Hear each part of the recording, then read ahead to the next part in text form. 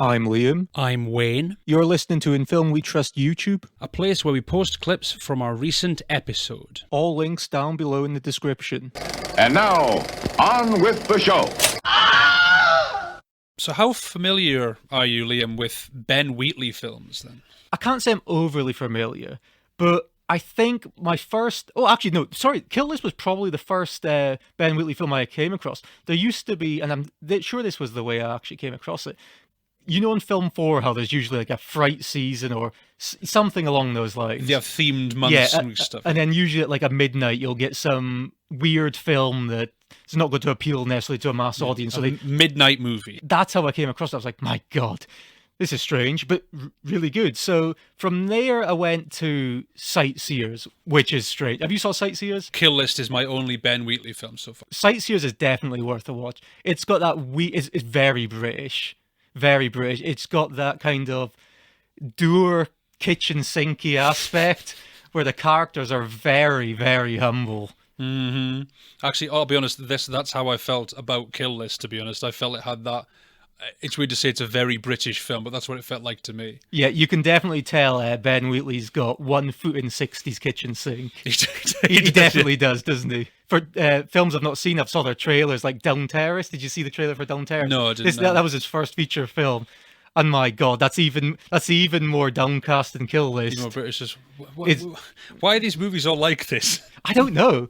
It's so British, though. It is cool. But I mean, Ben Wheatley, that's what I was saying, with Sightseers does it really well. It goes in from this downcast story into this warped relationship between these two, I suppose you would call them outcasts, who go essentially on a killing spree. It is, my memory's a bit foggy here. I've only seen it once, and this was a while ago.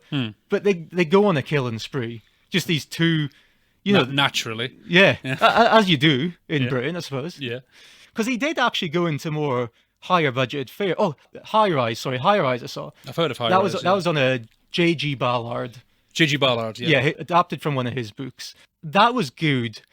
But it's funny, it was that bit higher budget. And I think Ben Wheatley works better with the lower budget. I think there's a lot of filmmakers that probably do. Like maybe they just don't know, or maybe when they get a large budget, they get too indulgent with it. Maybe. Have you ever read the book or anything? No, neither of us. But it's a very higher concept. Mm-hmm. It's pretty much playing with like the class structure. So the higher you are up in the high rise, the more well-to-do type of thing you are. That's the gist of it, and it all goes to chaos. Yeah, but with Kill List, this was my first Ben Wheatley film. I'd never heard of it until you told me about it. Maybe there's just too many of these kind of indie British films. But yeah, this one went completely under my radar.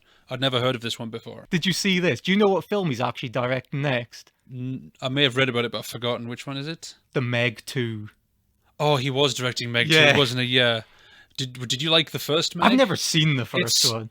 Very generic action movie, but I don't know why. It's called Meg 2, like The Trench or something. Is it? Oh, I've no idea why you. It seems so un-Ben Wheatley as well. Yeah, it does. That doesn't feel like, well. If you went from like Kill List, what we're talking about today, to the Meg 2, yeah, you would think a very different guy. It's a very different assignment. It doesn't seem. Yeah, but it does seem this trajectory. Like he started off with Down Terrace, then Kill List, Sightseers.